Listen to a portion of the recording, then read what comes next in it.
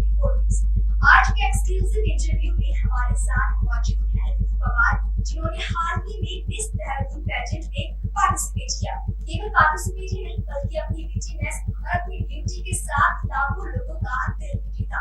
और आज के इंटरव्यू में हम उनसे जानेंगे मिस देहरादून पेजेंट तक का आपका सफर और साथ ही करेंगे कुछ गुफ्तगू। सबसे पहले स्वागत है आपका रितु हमारे चैनल में। नमस्ते। सबसे पहले मैं चाहूंगी कि आप अपने बारे में हमारे दर्शकों को बताएं। मेरा नाम रितु पवार है और अभी मैं कॉलेज की स्टूडेंट हूँ। अभी मैं 19 इयर्स की हूँ और अभी हाल ही में ही मैंने पेजेंट में पार्टिसिपेट किया था और ऑडिशन दिया था। मेरा उसमें सिलेक्शन हुआ और बहुत मेहनत करने के बाद फाइनली मैं उसकी सेकंड रनर अप बनी। आपसे जब सवाल करने वाले हैं, श्योर आप काफी लोगों ने सवाल पूछा होगा। मैं चाहती हूँ कि आप बताएं कि आप कैसा फील कर रही हैं पेजेंट के बाद, पेजेंट के अब क्या चेंजेस आए हैं आपकी रूटीन में? मैं अभी बहुत प्राउड फील कर रही हूँ और मेरे को बहुत सारे लोगों ने कॉन्ग्रेचुलेट्स बोला। मेरे पेरेंट्स बहुत प्राउड फील कर रहे हैं और फाइनली मेरे अंदर एक कॉन्फिडेंस आया कि हाँ, मैं इस फील्ड में आगे जा सकती हूँ और अपने ड्रीम्स पूरे कर सकती हूँ। कंटेस्ट तो खत्म हो गई है, पर क्या पॉपुलैरिटी बढ़ी है? क्योंकि social media, followers, brand deals, क्या वो सब आ रही हैं ऑफर्स आपको? हाँ, कोलैबोरेशन ऑफर्स और प्रमोशन शूट्स वगैरह के ऑफर्स आ रहे हैं और बहुत सारे दोस्त लोग हैं, उन्होंने भी मेरे को दोबारा से जाना है और बहुत सारे लोगों ने फॉलो किया है और बहुत सारे लोगों ने पूछा भी है कि कैसे बनी, क्या हुआ और इंस्पिरेशन लेने के लिए बात करें। आपकी फैमिली और फ्रेंड्स का क्या रिएक्शन था आपकी इस जीत के बाद? फ्रेंड्स में तो मैंने पहले किसी को बताया नहीं था और सब बहुत ही शॉक हो गए थे देख के, क्योंकि सबको पता था कि हाँ, मेरे को मॉडलिंग में ही आगे जाना है। तो देख के सब लोग शॉक रहे थे और फैमिली तो बहुत ही प्राउड फील कर रही थी। उन्हें पता था कि हाँ, मैं जीत सकती हूँ, कि मेरे अंदर है कि मैं जीत सकती हूँ। वो बहुत प्राउड था और बहुत खुश थे। मैं चाहती हूँ कि आप बताएं कि आपको इस कंटेस्ट के बारे में कैसे पता चला?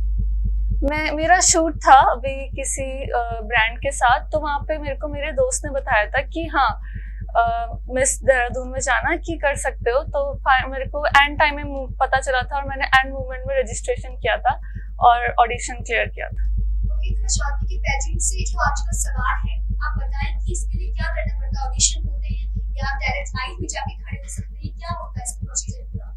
पेजेंट के लिए पहले तो आपको ऑडिशंस देने पड़ेंगे। ऑडिशंस क्लियर करने के लिए आपको वॉक आनी चाहिए, इंट्रोडक्शन देना चाहिए अच्छे से, और आपकी हाइट वगैरह इतनी मैटर नहीं करती है।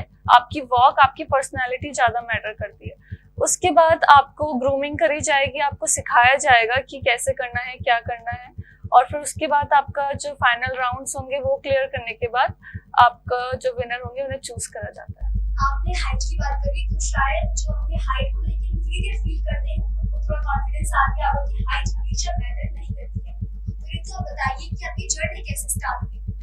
मैं बचपन से ही मॉडलिंग करना चाहती थी, क्योंकि जब मैं छोटी क्लास में थी तो मेरे स्कूल के बच्चे, मेरे आस पड़ोस के दोस्त मुझे बहुत बुली करते थे मेरी हाइट को लेके, क्योंकि जेनेटिकली मैं बहुत ही टॉल और अच्छी हाइट है मेरी।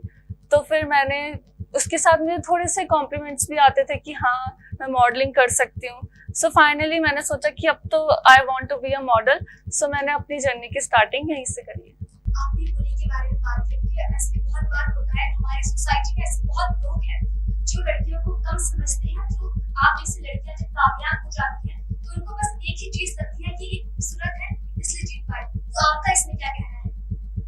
खूबसूरती, जैसे मैंने पहले भी बोला था, खूबसूरती और हाइट मैटर नहीं करती है, और लड़कियों को अपनी ब्यूटी को लेके, अपीयरेंस को लेके बिल्कुल भी इनसिक्योर नहीं होना चाहिए, क्योंकि ब्यूटी हमें डिफाइन नहीं करती है। हमारी personality, the way we walk matter करता है पेजेंट में। हमें अपने आप को एम्ब्रेस करना आना चाहिए और दूसरों के जजमेंट से हमें दुखी नहीं होना चाहिए। आपको किसने मोटिवेट किया? कौन आपको इंस्पायर करने किया? जिन्होंने आपको किसने मोटिवेट किया और किसने आपको इंस्पायर किया इस पेजेंट में पार्टिसिपेट करने के लिए? इस पेजेंट में पार्टिसिपेट करने के लिए तो मेरे को बहुत सारे लोगों ने मोटिवेट किया है और बहुत सारे लोगों को पता था कि हाँ, मैं बन सकती हूँ मॉडल। लेकिन जो मेरी मेन इंस्पिरेशन है वो मेरा चाइल्डहुड वर्जन है। उसी के बारे में सोच के मैं आगे बढ़ी हूँ और उसी के बारे में सोच के मैंने ये अभी तक सोच के रखा है कि हाँ, मेरे को अभी और आगे बढ़ना है। अभी मैंने इस पेजेंट को अपनी सक्सेस बिल्कुल भी नहीं माना है, ये बस मेरा फर्स्ट स्टेप टू सक्सेस है। आपको हमारे चैनल के थ्रू लाखों लड़कियां देख रही होंगी,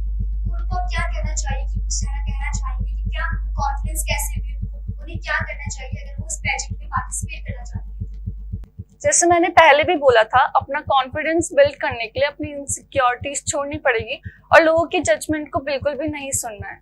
ऐसे ही करके आप आगे बढ़ सकते हो और सिर्फ अपने ड्रीम्स के बारे में सोचने से कुछ नहीं होगा। हमें ये सोचना होगा कि हमें फर्स्ट स्टेप कैसे लेना है और अभी से हमें हाथ पैर मारने स्टार्ट करने पड़ेंगे, क्योंकि सोच सोच के हम बस क्या लग्जरी होगी इसके बारे में ही ड्रीम कर पाएंगे। कभी उसके स्ट्रगल और हार्डवर्क के बारे में सोचेंगे नहीं तो हम कभी भी आगे नहीं बढ़ पाएंगे।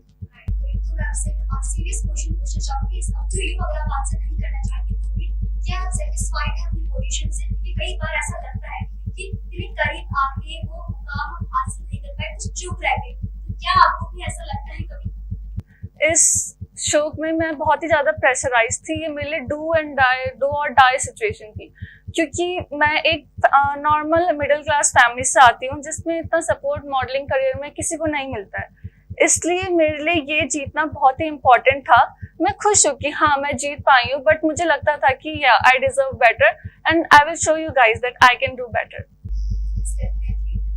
काफी सीरियस क्वेश्चन पूछने गए हैं। मैं चाहती हूँ कि आप बताएं कि क्या आपको अगर बॉलीवुड से मौका मिले तो क्या आप एक्ट्रेस बनना चाहेंगी? एक्ट्रेस करियर में मेरा कभी इतना इंटरेस्ट नहीं रहा है, but yes, if I will get advertisement offers तो मैं वो करना बिल्कुल चाहूंगी, क्योंकि कौन आज की दुनिया में बॉलीवुड में जाना नहीं चाहता। कोई बॉलीवुड एक्ट्रेस है जिनको आप देखती हैं, इंस्पायर होती हैं, जिनसे आप?